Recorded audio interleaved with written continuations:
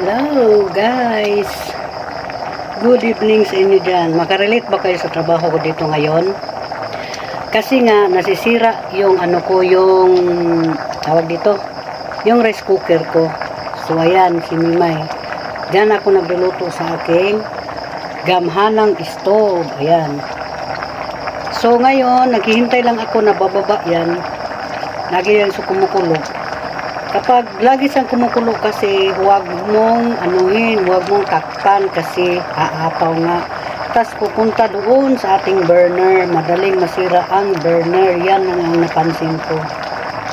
So ayan, malapit na itong bababa. Huwag na kayo magtaka bakit kulay brown siya, dahil nga siya ay red rice o yung red tanner. Ayan, kasi hiyang ako dito. Ayan guys, at nilagyan ko yan ng isang kutsarang suka. Kasi kaiba kasi ang variety na ito, madali lang sa mapanis. So, yun ang ginawa ko. Actually, may bahaw pa ako doon. Ang kakain nito, yung anak ko, at saka yung bisita namin. So, diba? Magtiis yung nakakain ng ganitong rice. Ayan po. So, yan ang laging ginagawa ni Mimay dito. Ang magluluto, magsasaing ng red rice. Ayan, malapit na siyang bababa. Pag magbaba naman ito, ibaba mo din yung apoy. Ayan. Ibaba din niyang apoy. Tapos dandahan lang. Ayan. Kukunti na lang yung yung tubig. Ayan. Hintayin na natin hanggang sa magbaba. Ayan. Ayan. Huwag lang takpan talaga. Ganun ako magluto guys. 3 cup ito. 3 cup tapos isang kutsarang suka.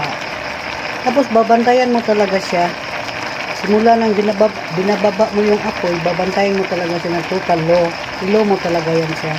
Up to 10 or 15 minutes para hindi siya maging tutong or didikit yan dyan. Masusunog yung rice natin. Ayan, para sa mga taong basic lang, hindi nila alam paano magsaing. Ganyan lang magsaing guys, very simple. Ayan, cowgirl kasi si Kamimay, di ba? Ayan. Ayan ang aking rice. Tingnan ninyo guys. Binababa ko na yung apoy, as in, ganyan. Ganyan. And then, atipong tatakpan. And count 10 to 15 minutes. Ayan po. Ang recipe natin ngayon, again, ay tinulang isdang talakitok. Ayan. Ito, marami na itong nilagay kong ingredients ngayon. May 2 kamatis, sibuyas na pula o red onion at saka yung spring onion. Ayan, at yung isda. At yung ating kamote top. At saka itong ating sili. Ang ating sili. Ayan. Para mawala yung mga amoy dyan. Ayan. Kriskong-krisko yan. Tapos, may natira kami kagabi na hito. Fried hito. Preheat ko yan mamaya. Para masabay na siya sa pagkain. Ayan.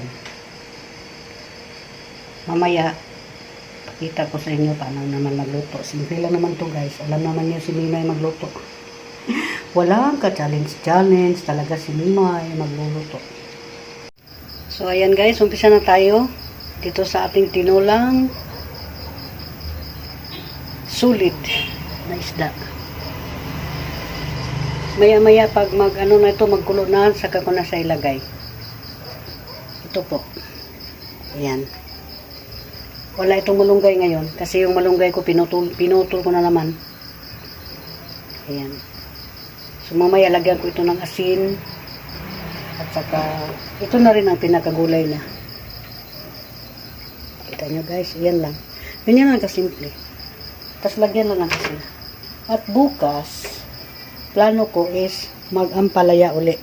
Yan guys, kita nyo, yung ampalaya ko, ang tataba. Bukas ko na uli yan lulutuin. Dalawa yan. Dalawa ang lulutuin ko guys dahil nga nandito yung anak ko. Tatlo kami dito. So, kailangan talaga magluto ng medyo madami-daming ulam. Ayan. Nakalagay na dyan ang isda natin guys. Yung ating solid na isda. Tapos, mamaya-maya, ano ito, mga 3 minutes pa. Lutuin natin masyado kasi makapal yung ang laman niya. Ayan o. May asin na yan. Tapos, mamaya-maya, ilagay ko na yung gulay. Ayan po. Pinaka-basic lang talaga pagluto nito guys. Wala itong maraming kaya medyo mas kamahalan kasi itong isda na ito. 450 ang kilo niya. So, nabili ko to siya na medyo mahal nga. May kamahalan nga. Ganon talaga. Guys, diba? Ayan. Ayan guys, luto na po yung ating talakitok na tinula. Lutong-luto na yan. Ayan, lagay ko na yung mga leafy greens dyan. Kamuti tap at saka yung dahon ng sibuyas. Bali, 4 na slice ito guys. Dalawa kasi itong isda na to. Tapos, pinaslice ko lang siya. Ayan. For dinner. Thank you for watching. Shout out dyan sa mga kaibigan ko na hindi nasasawa na manood sa aking video. At sa buong mundo, thank you so much for being here with me. Kami may 23. Shout out sa lahat and God bless sa atin.